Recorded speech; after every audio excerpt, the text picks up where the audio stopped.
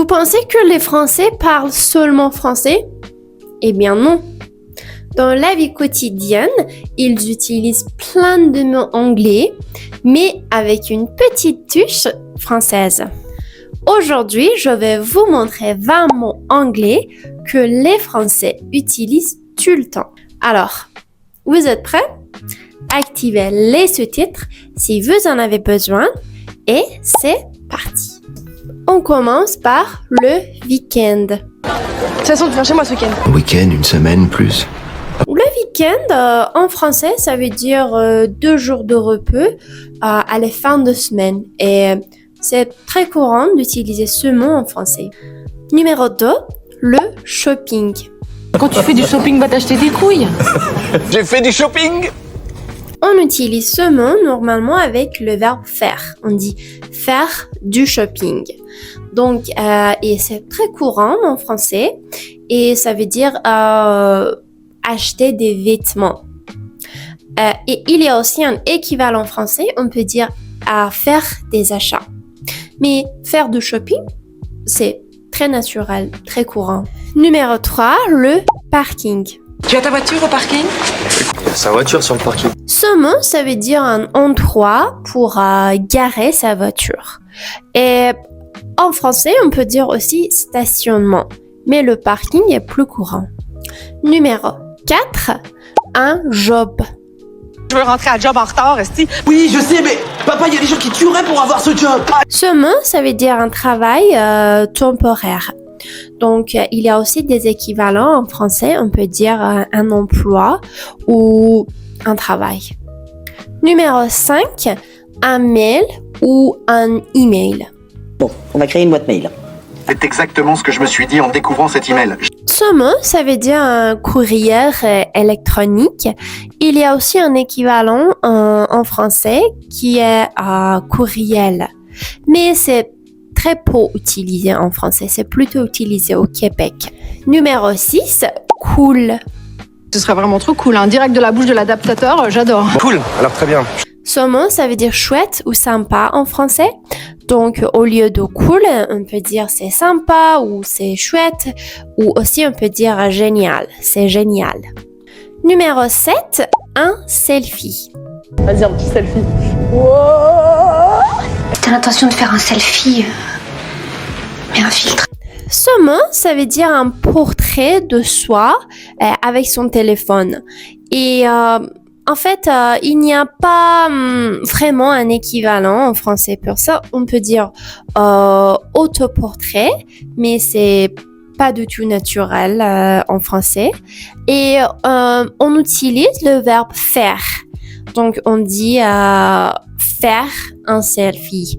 Par exemple, je fais un selfie avec mon téléphone portable. Numéro 8, un burger. Le mec burger, c'est le mec. Tu t'es converti au hamburger? Burger, c'est en fait un sandwich avec de la viande et du pain rond. Et en français, on dit aussi hamburger, mais aussi on dit burger. Donc, tous les deux sont très courants en français. Numéro 9, un hot dog. Moi, hot dog.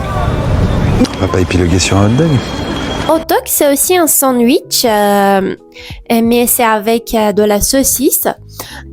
Il n'y a pas vraiment un équivalent français, mais on peut dire un sandwich à la saucisse. Mais c'est très rare. On peut dire hot dog, tout simplement. Numéro 10, le fast-food. Philippe, je sais qu'il n'y a pas marqué fast-food, mais franchement, 25 minutes pour un risotto, merde. Ce mot anglais, c'est aussi très utilisé par les Français et ça veut dire la restauration rapide.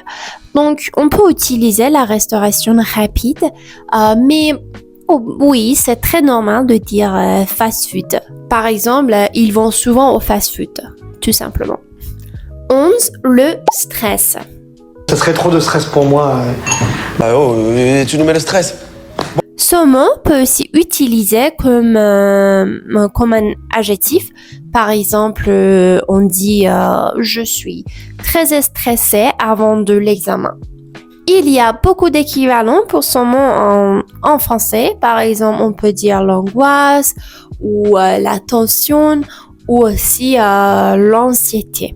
Donc, on peut utiliser ces mots au lieu du stress. 12. Un coach. Ok, je m'appelle Samuel, coach sportif. Un coach, c'est en fait une personne qui donne des conseils. Et c'est plutôt utilisé dans le conseil sportif. En français, il y a un équivalent qui veut dire entraîneur. Donc, coach, c'est entraîneur en français. 13. Le business. C'est fini le business. Pour ce mot, il y a aussi des équivalents français. On peut dire les affaires ou aussi le commerce. Mais oui, le business est aussi très utilisé par les Français aujourd'hui. 14. Un manager. Et puis, elle est le manager de mon âme. Je vais devenir ton manager. Manager, ça veut dire chef d'équipe. Donc, en français, on peut utiliser chef d'équipe ou le responsable, par exemple, au lieu le mot manager. 15. Un leader. Maintenant, il y a un gros leader, un gros meneur qui a... Un leader, ça veut dire une personne qui guide ou une personne qui donne des conseils. Des équivalents sont un chef ou meneur, par exemple. 16. Un brainstorming. Là, au brainstorm, je voulais qu'il y ait vraiment comme une chorale qui rentre, qui était comme... Ce mot, ça veut dire réunion d'idées. 17. Le marketing. Je m'occupe du marketing dans la boîte de votre fils. C'est une boîte de marketing, c'est pas le ministère du Revenu.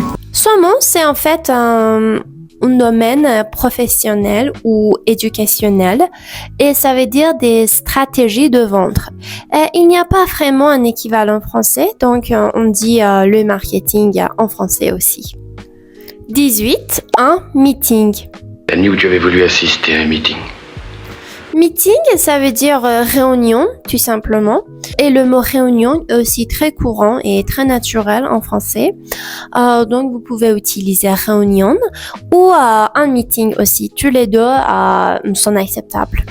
19. Un challenge. J'en ai profité pour commencer le Simpson Challenge. Non, le challenge, c'est de jouer devant un mec qui mange un cheeseburger et qui essaie de rigoler. Ce mot, ça veut dire un défi en français. Et vous pouvez utiliser défi au lieu de challenge, qui est un mot totalement anglais. Mais c'est aussi très courant. On dit challenge ou challenge et c'est très normal. Et la dernière, le smartphone. Il faut filmer dans les mêmes conditions, même smartphone, même distance. Le smartphone, ça veut dire un téléphone portable en français. Et littéralement, ça veut dire un téléphone intelligent.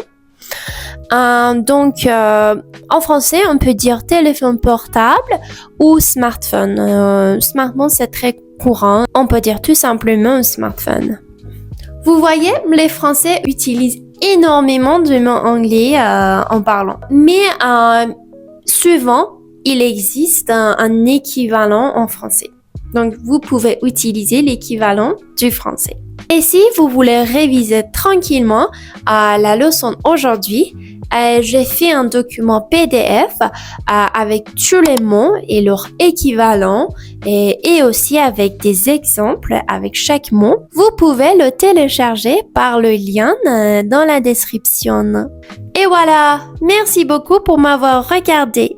Et si cette vidéo vous a plu, mettez un petit like et abonnez-vous à la chaîne.